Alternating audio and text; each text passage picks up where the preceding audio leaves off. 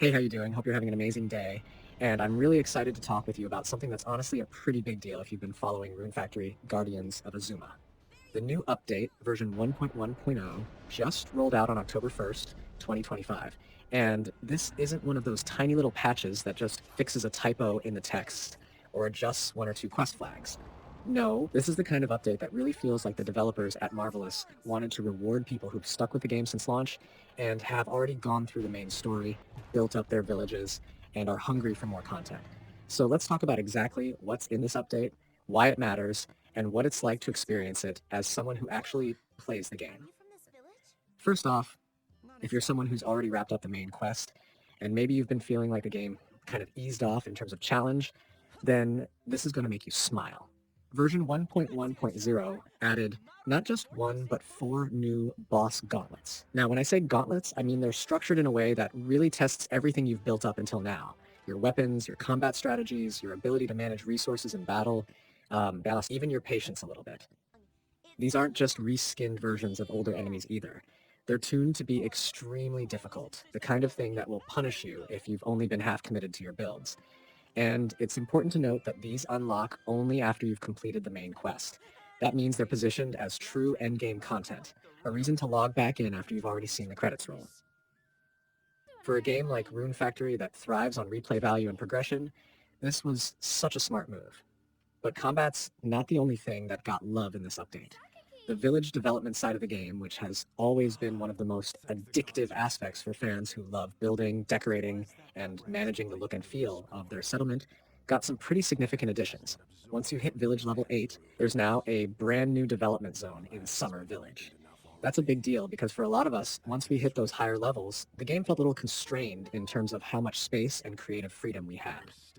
Expanding into Summer Village opens up fresh possibilities for how you want to arrange everything. And then, if you grind your way up to village level 10, you're rewarded with a big jump in what you can actually do. 5 more facility slots, and the decoration cap raised to 256. That cap increase alone is something people have been asking for, because hitting the old limits was frustrating when you still had so many ideas left for how to personalize your town. Now you've got the breathing room to really make your village feel alive and unique. On the quality of life side, 1.10 has some changes that might not sound massive at first glance, but absolutely improved day-to-day gameplay. The storage box capacity got a big bump, going from 810 to 1200, and the seeds and such storage went from 300 to 400. Think about how much smoother that makes your farming and crafting sessions. If you're the type who likes hoarding resources for that perfect moment, or who just hates having to constantly shuffle things around because your box is always full, this change will feel like a blessing. It's one of those updates that shows the developers are listening to player feedback, because inventory management was one of the areas where frustration tended to build up over time. And speaking of shops and items, Tsubame's shop now sells chocolate once you hit a certain village level. That might seem small, but anyone who's deep into the relationship mechanics knows just how useful items like chocolate can be for gifting. It's another subtle way the game is smoothing out some of the friction points and giving you easier access to items that matter when you're focusing on bonds and progression. Now, speaking of bonds, this might be one of the biggest surprises in the update. The bond level cap has been raised all the way to 100. That is a huge change because before this, there was a ceiling how far you could push your relationships with characters. Now, not only can you take those bonds higher, but the update also makes it meaningful by adding recipes and items that unlock at certain bond levels. So it's not just a cosmetic number that keeps ticking up. It actually ties into gameplay progression. For players who are completionists, who love seeing every possible cutscene or unlocking every possible recipe, this opens up a massive new grind that feels rewarding. It also gives long-term players something to chase, which is crucial for keeping a game like this alive months after launch. Another important fix that came in this update is with villagers and their farming behavior. Before, there was this annoying bug where villagers would keep harvesting even when you had their farming tasks set to off. It broke immersion, but even more than that, it messed with player control. The point of giving you the ability to manage villager tasks is so you can set your farming operation up the way you want it. Having villagers ignore that was frustrating, and now it's finally been addressed. On top of that, the developers also fixed some NPC conversation bugs during festivals and contests. These are the little details that make a game feel polished, and even though they don't grab headlines, the way new boss gauntlets does, they contribute to an overall smoother experience. So when you step back and look at this update as a whole, what you see is a mix of major new content, deepened progression systems, and a bunch of quality of life adjustments that show the developers are actively listening to what players are saying. They didn't just add a single quest or tweak a weapon stat. They created more room for creativity and village building, more long-term goals for relationship building, and new reasons to test yourself in combat. It's a really healthy update to Suzerain, the kind that makes the game feel more alive again for both veterans and people who may have taken a break after finishing the main story. What I personally love about updates like this is how they breathe life back into the community. If you check the forums or the subreddit right now, you'll already see people theory crafting the best builds for the boss gauntlets or sharing screenshots of their newly expanded villages with the increased decoration cap.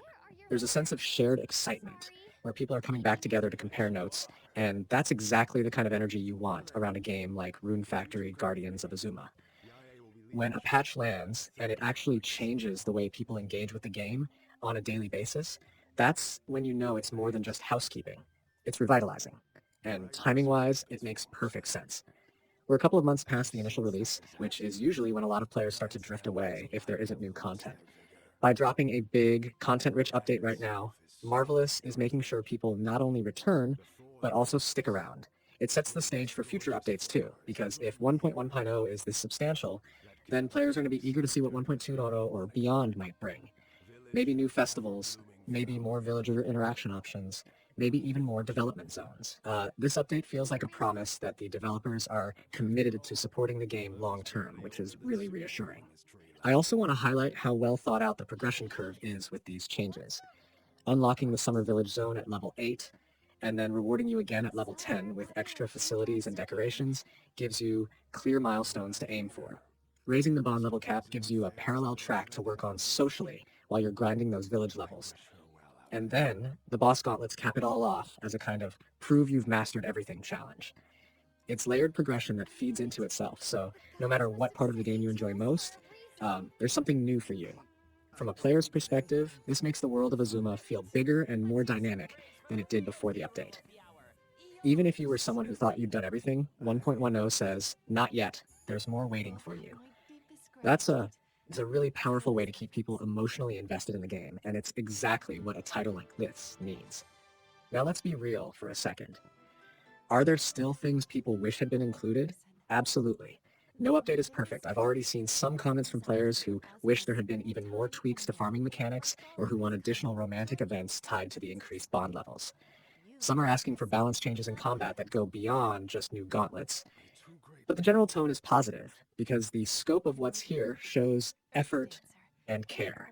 Um, People are more likely to be patient about what didn't make it in this time when they can see clear evidence that the developers are actively improving and expanding the game. For me, the real standout feature is still the bond level increase.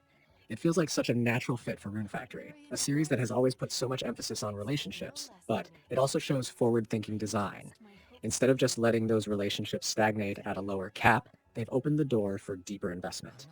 It ties into the community aspect too, because you're not just comparing builds and crops with your friends anymore.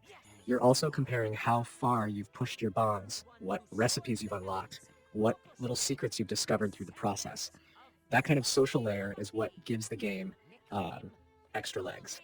And then for the hardcore crowd, those boss gauntlets are going to become the new benchmark. People are already challenging themselves to see how quickly they can clear them or how many conditions they can set for themselves in doing so. Expect to see speedruns popping up on YouTube or Twitch dedicated to just those fights, because they're tailor-made for that kind of content. They're brutal, but in a satisfying way that gives you a reason to keep coming back. So if you're wondering whether it's worth hopping back into Guardians of Azuma after being away for a while, the answer is a big yes. Update 1.1.0 is meaty enough to warrant your time.